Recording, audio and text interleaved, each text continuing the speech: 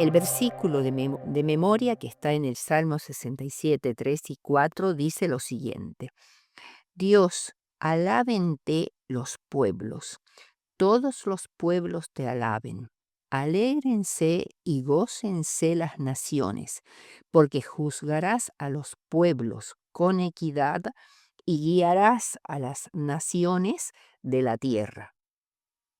La profecía trata con temas claves relacionados con el pecado, el sufrimiento, el juicio, la lucha entre el bien y el mal, la justicia, la injusticia, la persecución y mucho más.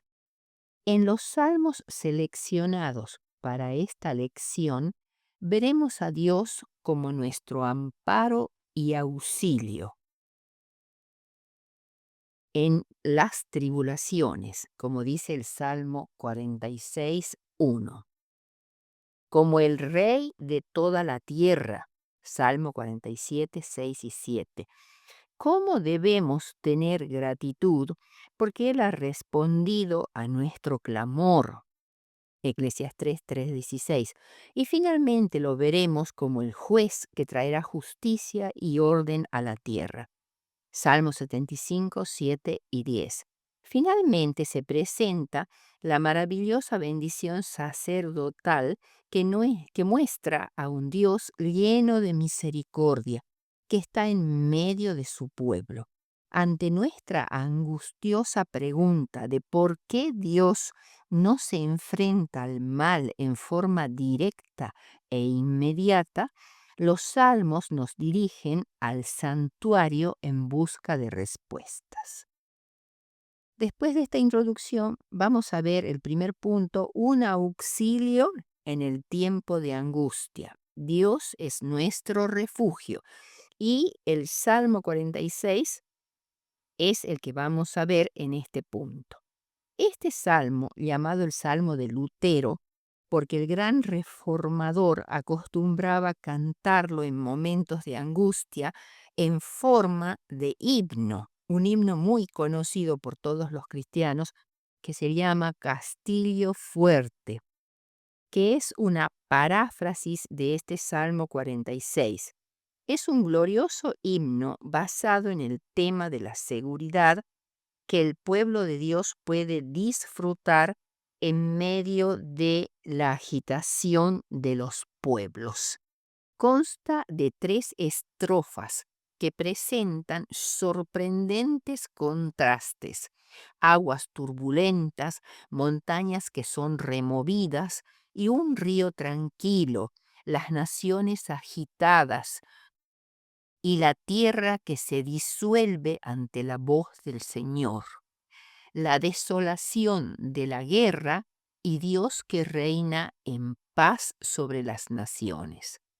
Los peligros que se encuentran aquí son de 2 clases: del orden natural, como una especie de terremoto cósmico en el que intervienen elementos terrenales y acuáticos. También las montañas son sacudidas y los montes son arrojados al fondo del mar. Y además se suma el violento ataque de los enemigos humanos, como dice el versículo 6, bramaron las naciones. Por tanto, dice el versículo 2 del Salmo 46, ni las convulsiones de la naturaleza, ni el terremoto que lanza montañas al mar, ni el rugir de las olas, ni las conmociones y revoluciones del mundo político deben perturbar al que confía en Dios.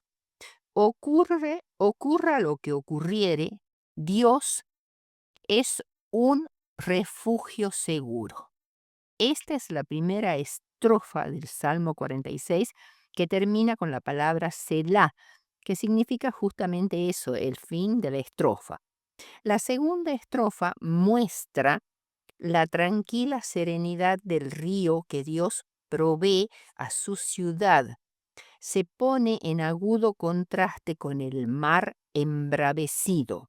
La ciudad de Dios, Jerusalén, terrenal y también Jerusalén celestial no serían conmovidas.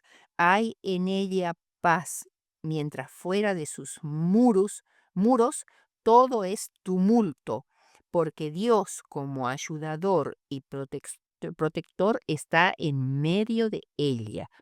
Como respuesta al bramido de las naciones, es la voz de Dios que hace derretir a la tierra. Este es un lenguaje vigoroso que describe en forma figurada el poder absoluto de Dios. Jehová de los ejércitos está con nosotros. Nuestro refugio es el Dios de Jacob, dice el versículo 7. Juan Wesley, consolado por este versículo, enfrentó valientemente la muerte. Durante toda la noche antes de morir, se le escuchó muchas veces repetir esta promesa: nuestro refugio es el Dios de Jacob. Jehová de los ejércitos está con nosotros. Nuestra fuerza no está en nosotros, ni en las alianzas con el poder terrenal, sino en Dios. La ayuda de Dios puede llegar a nosotros de modo secreto y suave, como arroyos apacibles, como si todo el poder del mundo se hubiera reunido para socorrernos. Por otro lado, Dios mismo está implicado. Él es nuestro refugio, nuestro amparo y fortaleza, nuestro pronto auxilio en las tribulaciones. La conmoción cósmica se refiere a los últimos acontecimientos de la gran controversia que se opondrán al campamento de Dios representado por el Monte Santo y la Sión celestial o Jerusalén celestial a las naciones. Jehová de los ejércitos está con nosotros. Nuestro refugio es el Dios de Jacob. Versículo 7. Un refugio es un lugar alto y seguro, un baluarte. La mano de Dios está siempre extendida para salvarnos. Dios manifiesta su dominio sobre los poderosos movimientos de las naciones y esto nos hace recordar la profecía apocalíptica de la última batalla humana descrita en Apocalipsis 16:16. Y los reunió en el lugar que en hebreo se llama Armagedón.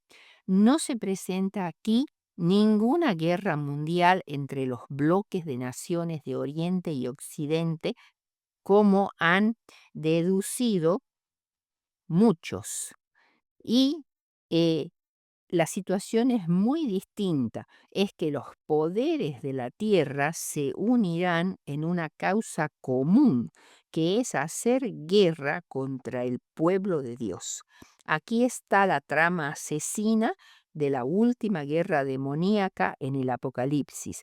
Aquí está la causa del mal que desencadenará la participación dramática de Dios, el juicio de su guerra santa contra Babilonia. Por ello Cristo admitió: he aquí, yo vengo como ladrón. Bienaventurado el que vela y guarda sus ropas, para que no ande desnudo y vean su vergüenza. Apocalipsis 16:15. El pueblo remanente debe caminar en la armadura de su justicia por medio de una fe viva. El Dios de Israel intervendrá mediante su liberación mesiánica más espectacular de toda la historia. Anulará la determinación de Babilonia de exterminar al Israel de Dios por medio de su intervención dramática en la quinta plaga. Este juicio envolvería repentinamente a todas las multitudes atacantes con una oscuridad sobrenatural impenetrable. Apocalipsis 16:10. Esta señal no solo detendrá instantáneamente a los perseguidores, sino que despertará a las multitudes engañadas para darse cuenta de su rebelión contra su propio Creador. Como consecuencia, dejarán de apoyar a Babilonia Y esta retirada tan abrupta de la lealtad a Babilonia por parte de todos los pueblos y naciones es la que está representada en el Apocalipsis por el repentino secamiento de las aguas de Babilonia, es decir, el río Éufrates, en Apocalipsis 16:12. La tercera estrofa del Salmo 46, desde el versículo 8 al 11, describe poderosos movimientos de las naciones y lo sublime de su serena exaltación sobre ellos. Se presenta en estos versículos el cuadro de un campo de batalla sembrada de armas quebradas y vehículos quemados. La victoria ha sido total. Dios nos dice que en medio del tumulto debemos estar quietos y conocer que Él es Dios y que será exaltado entre las naciones. Este salmo proporciona especial consuelo y valor al pueblo de Dios en el tiempo de angustia, en esa hora terrible, cuando un fuerte terremoto como nunca hubo antes convulsione la tierra, cuando el sol, la luna y las estrellas se salgan de sus órbitas, cuando las montañas se sacudan como juncos y las rocas se esparzan por doquier, cuando el mar embravecido se agite con furia y toda la superficie de la tierra se deshaga, cuando las cadenas de montañas se hundan y las islas desaparezcan, como dice el conflicto de los siglos, páginas 695 y 697. Los santos encontrarán en Dios su protección. El segundo punto es bajo sus pies. Y aquí ya vamos al Salmo 47, 1 al 4. Pueblos todos, batid las manos, aclamad a Dios con voz de júbilo, porque Jehová el Altísimo es temible, Rey grande sobre toda la tierra. Él someterá a los pueblos debajo de nosotros y a las naciones debajo de sus pies. Él nos elegirá nuestras heredades, la hermosura de Jacob al cual amó. Este es un himno festivo de la más pura alabanza a Jehová, el cual se exalta no solo como Dios de Israel, sino de todas las naciones de la tierra. Puede considerarse como la ampliación del Salmo 46, versículo 10. Era parte del servicio de Año Nuevo, la fiesta de Rosh Hashanah, antes de hacer sonar el shofar. El Dios del templo está sentado en su trono en Sión y es aclamado como rey después de haber alcanzado la victoria completa sobre el enemigo. Este es un salmo real o de entronización que reconoce a Dios como rey. Zacarías 14 es una descripción de los acontecimientos relacionados con la segunda venida del Mesías en cuanto a cómo habría sido el suceso, ese suceso espectacular, si los israelitas que volvieron del cautiverio habrían cumplido su destino. Como ellos fracasaron, la profecía de Zacarías 14 se aplica entonces a nuestros días, pero deben observarse cuidadosamente los principios de interpretación de estos profetas. Esta entronización de Cristo se da al final del milenio. El descenso de la presencia constante de Dios sobre la tierra renovada es el propósito del plan de Dios y de sus juicios sobre la humanidad pecadora. Es la consumación de la esperanza de los mártires. En el Antiguo Testamento, Jerusalén y el monte Sión se usan como si fueran sinónimos. Jerusalén debía su santidad al traslado que hizo David del arca de Jehová, el símbolo del trono de Dios, al monte de Sión. Sión funcionó como el centro de la inspiración, salvación y adoración divinas. En el Salmo 46:4 habla de un río que alegra la ciudad de Dios. ¿Cómo pudo decir el salmista que Jerusalén tenía un río, cuando en realidad la ciudad de Jerusalén no poseía ni siquiera un arroyo, excepto un pequeño manantial cerca de Gihón? Lo hizo porque tuvo la visión de la Nueva Jerusalén. Varios profetas también describieron a la Jerusalén escatológica, es decir, de los últimos tiempos, la nueva, como poseyendo un río en el marco del paraíso restaurado. La nueva Jerusalén estará llena de gentiles que estarán unidos por su fe mesiánica, más bien que por lazos étnicos o políticos. La gloria sobrenatural de esta Jerusalén emana de la presencia de Dios. Esta ciudad no necesita más la luz del sol o de la luna, porque Jehová será su luz perpetua. Isaías 60:19, Apocalipsis 21:23 y 22:5. También estará allá el Mesías, porque habrá llegado el jubileo mesiánico.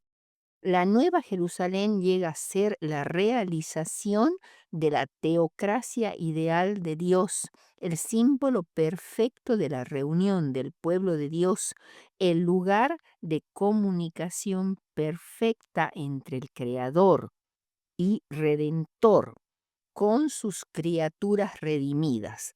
La Nueva Jerusalén será para los cielos nuevos y la tierra nueva lo que la antigua Jerusalén nunca consiguió ser para Israel y el mundo.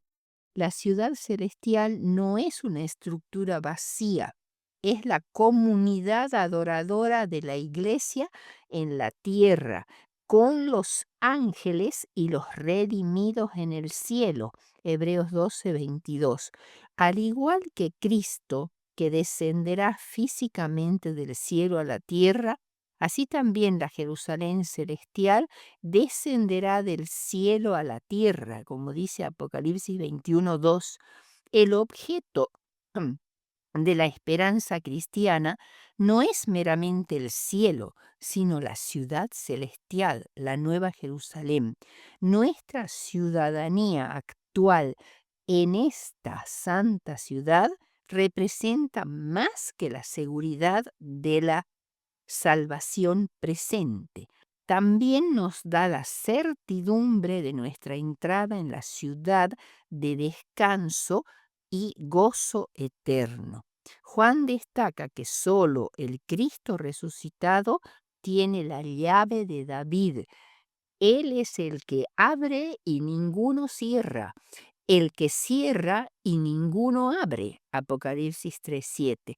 O sea que a Cristo le pertenece toda la autoridad con respecto a la admisión o exclusión de la ciudad de David, la Nueva Jerusalén. La Nueva Jerusalén no es una vieja Jerusalén reconstruida en Palestina, sino una nueva creación. Es la esperanza de Abraham, una ciudad que tiene fundamentos, cuyo arquitecto y constructor es Dios. Hebreos 11:10, en la cual habita la justicia, segunda de Pedro 3:13. En la Nueva Jerusalén Dios vendrá a morar entre los hombres en cumplimiento de su promesa del pacto. El tercer punto dice vino y sangre.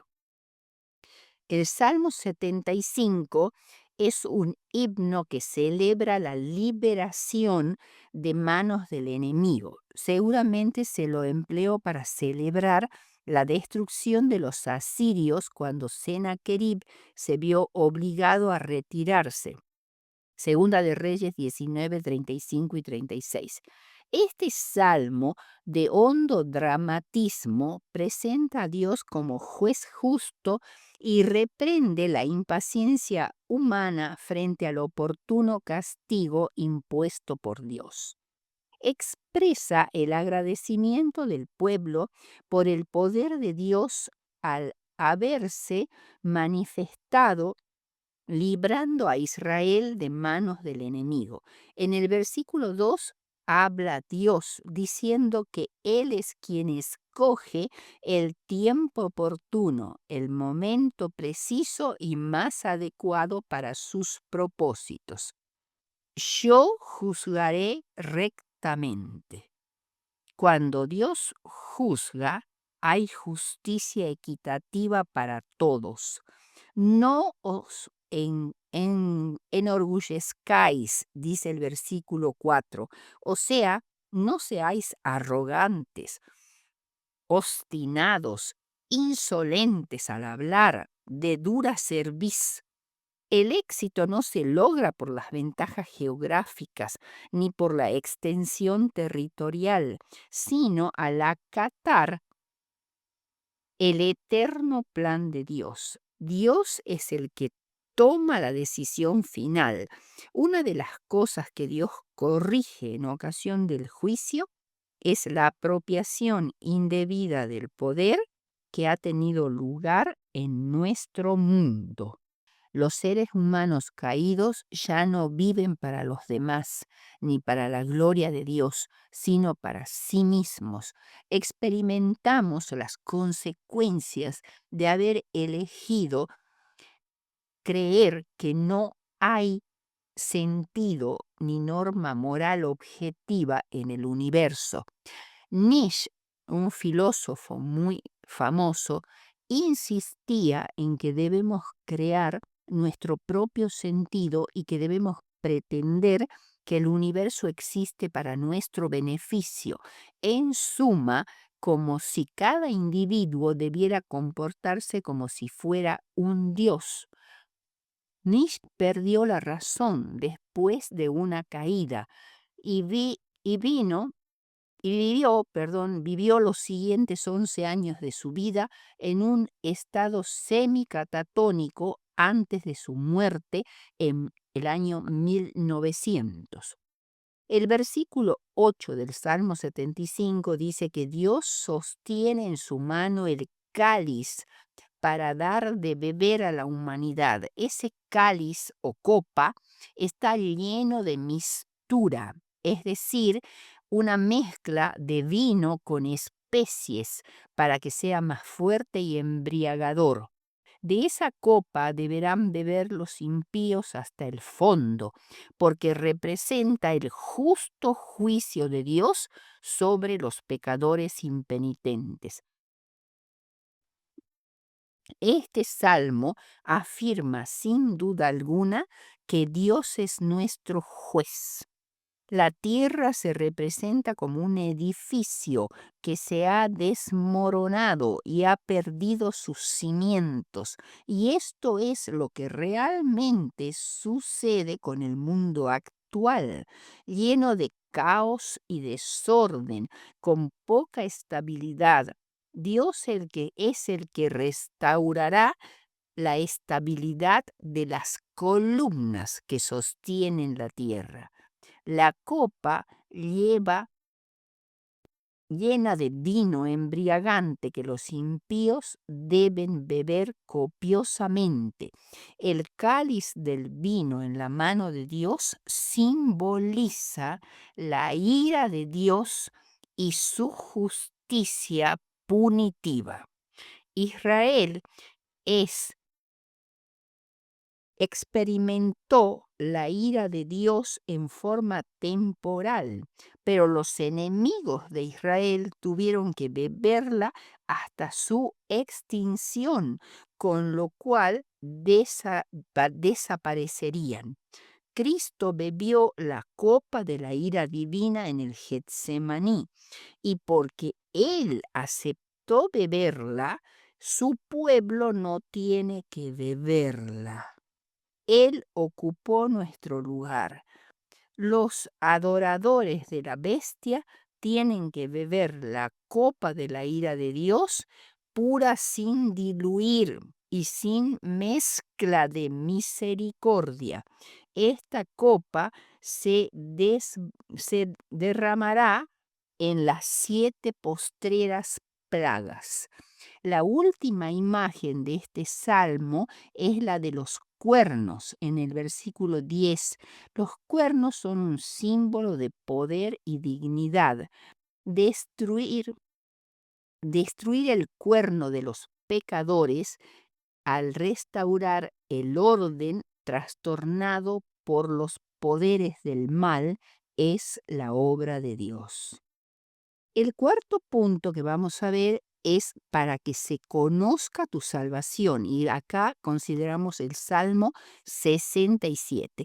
El Salmo 67 es una exhortación a todos los pueblos de la tierra para que se regocijen en Dios, el Rey del mundo, y depositen en Él su confianza y comprendan su gobierno universal. Este salmo es como un eco de la bendición sacerdotal que está en Números 6, 24 al 26. Allí dice: Jehová te bendiga y te guarde, Jehová haga resplandecer su rostro sobre ti y tenga de ti misericordia.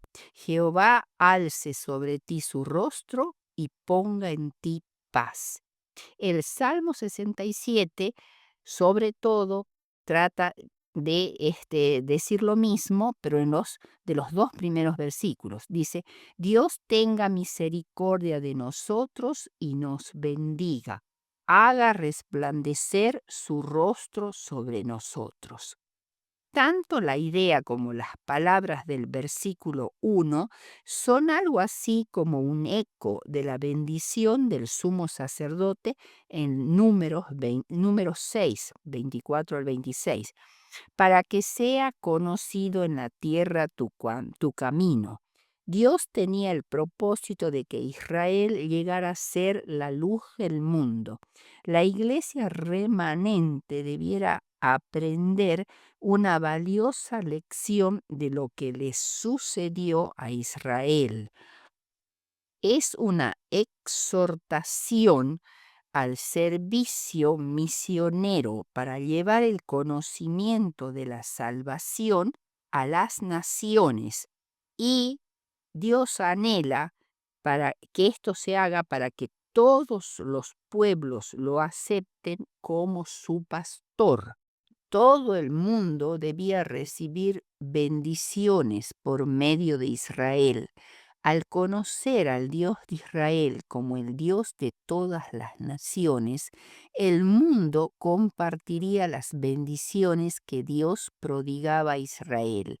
Es básicamente un salmo misionero y debiera ser considerado como precioso por la Iglesia en su programa misionero mundial.